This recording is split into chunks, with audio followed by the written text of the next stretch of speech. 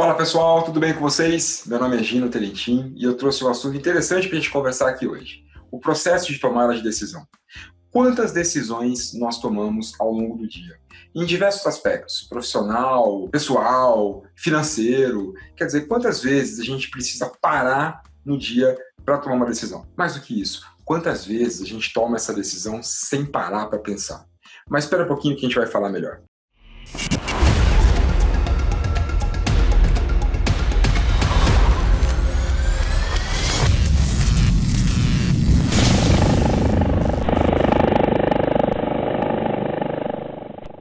Deixa eu compartilhar com vocês aqui a definição de tomar a decisão. Achei isso interessante, porque, embora pareça algo super óbvio, olha que interessante como fica mais claro quando a gente traz para o conceito.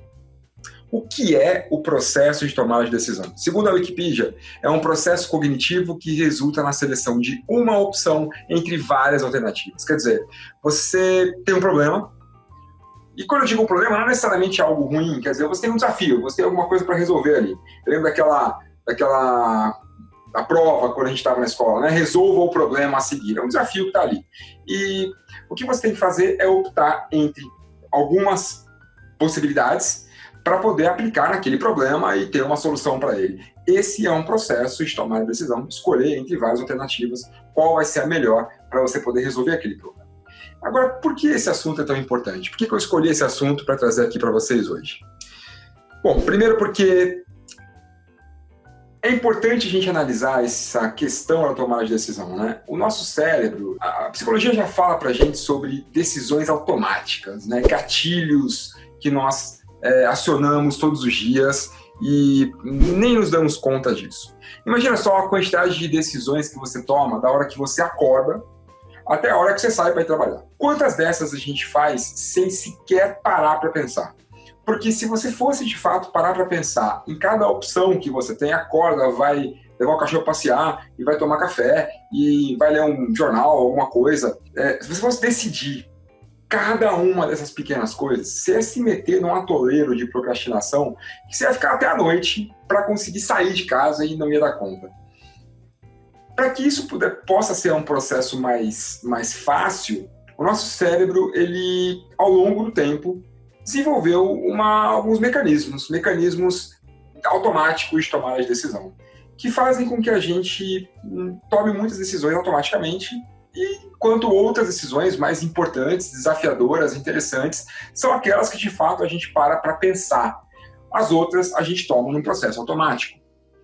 E sabe que, falando sobre isso, a primeira vez que eu comecei a analisar essa questão dos gatilhos automáticos, eu me lembrei desse livro, não sei se vocês já tiveram a oportunidade de ler, chamado O Poder do Hábito. É um livro muito legal porque ele traz vários casos e vai discorrendo em cima desses casos ao longo do livro, e é bastante interessante, vale muito a pena a leitura. E um dos casos que ele traz, se eu não me engano, um dos primeiros, ou o primeiro, é de um senhor chamado Eugene Pauly. E Eugene Pauly, ele teve uma encefalite viral e perdeu ali o acesso a uma área do cérebro dele, e que afetou justamente a memória dele. Então, o que aconteceu é que tudo que tinha acontecido até 1960, ele lembrava em detalhes.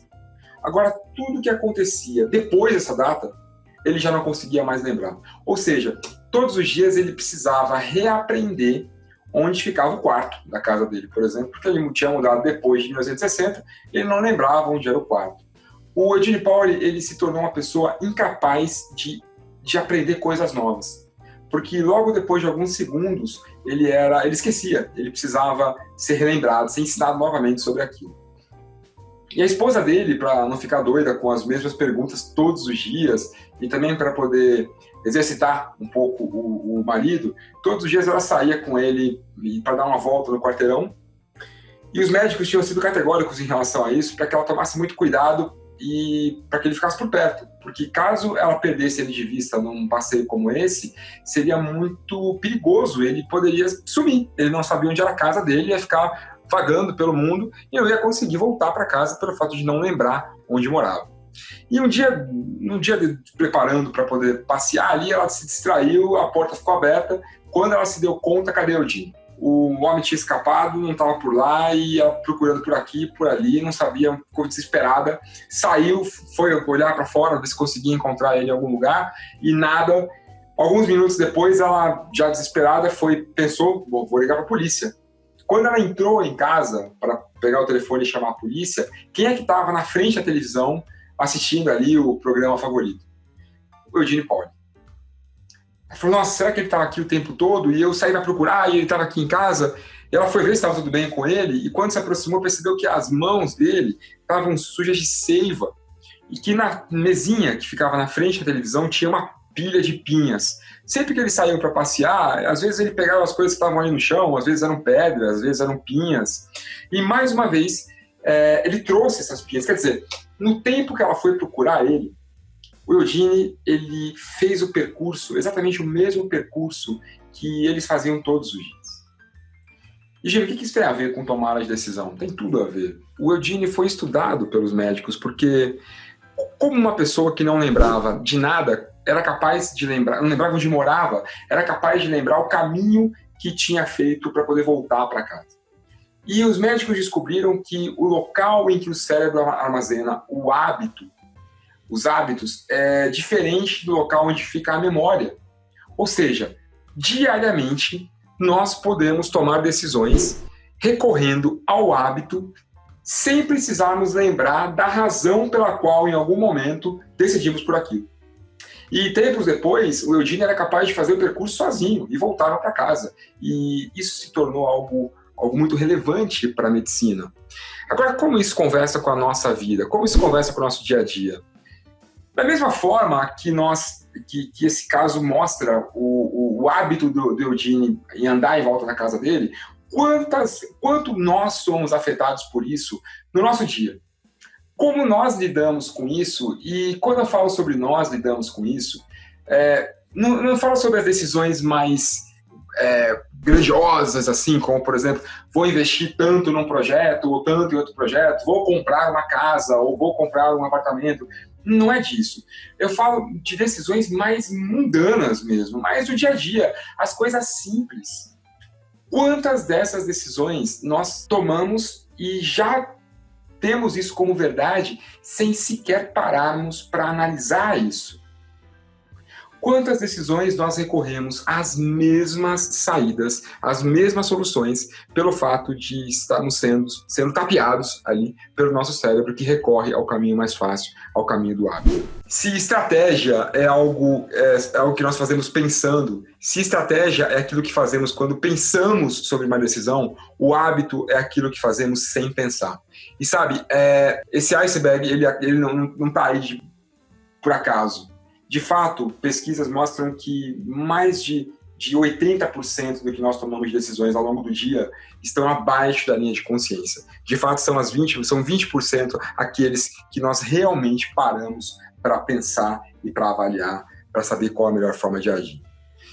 Então, olha só a importância desse processo e como nós somos afetados pelas decisões que nós tomamos todos os dias. E começando pelo começo, as primeiras coisas primeiro, por que isso é importante? Porque como isso conversa com a nossa vida, com a nossa profissão? O mundo tem mudado bastante e durante muito tempo nós recorremos a decisões Ctrl+C, Ctrl+V. Ou seja, o caminho era sempre o mesmo, né? Então, recorrer ao hábito para tomar decisões na nossa vida profissional, na nossa vida pessoal, funcionava muito bem, porque o mundo demorava muito tempo para ter uma grande mudança. A escala, o ritmo das mudanças era mais lento. Ou seja, uma decisão ela poderia se tornar uma melhor prática e ser aplicada tranquilamente para problemas do futuro, porque a chance de você ter um problema parecido e aquela solução resolver era bastante grande. Mas de um tempo para cá, e nós temos acompanhado isso, principalmente em decorrência da tecnologia, quanto que nós temos sido apresentados a problemas novos, que requerem uma nova forma de pensar. Só que se o nosso cérebro está ali, ele está preso no modelo da busca pelo menor caminho, da busca pelo menor esforço, que entre o A e o B tem só um mesmo caminho, e eu vou recorrer a ele, nós podemos recorrer a decisões antigas, a modelos ultrapassados, que não vão nos ajudar a resolver problemas do futuro, problemas novos.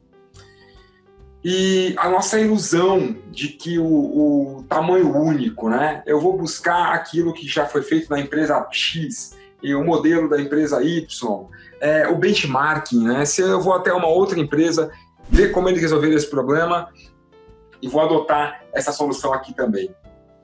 O benchmarking, ele é importante em algum contexto, mas não em todos os contextos. Buscar um modelo que tenha funcionado bem em um lugar e trazê-lo para dentro do nosso problema, da nossa vida, para aplicá-lo ipsis literis, nem sempre vai dar os resultados que nós esperamos. E essa busca, eu costumo dizer que se tamanho único é uma coisa complicada para meia, né? Quando eu vou comprar roupa, quando eu vou comprar alguma peça de roupa e eu vejo tamanho único, a única certeza que eu tenho é que é o tamanho que não serve para quase ninguém, né? Porque tamanho único, como assim? Tamanho único para quem? E se isso já é difícil para roupa, imagina só para sua empresa, imagina só para os seus problemas, como uma solução tamanho único, uma solução Ctrl+C, Ctrl+V, pode ser perigosa e pode apresentar resultados não tão bons assim.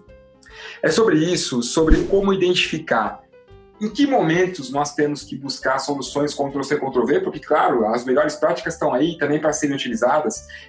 Em que momentos eu preciso de uma análise mais profunda? Em que momentos eu preciso de experimentação? E em que momentos eu preciso de ação? É sobre isso que nós vamos falar. É sobre isso que daqui para frente, pelos próximos minutos, pelos próximos módulos, nós vamos fazer uma viagem ao longo do processo de tomada de decisão. Espero que no final disso você consiga tomar decisões melhores e ter, assim, resultados melhores também. A gente se fala já já. Valeu!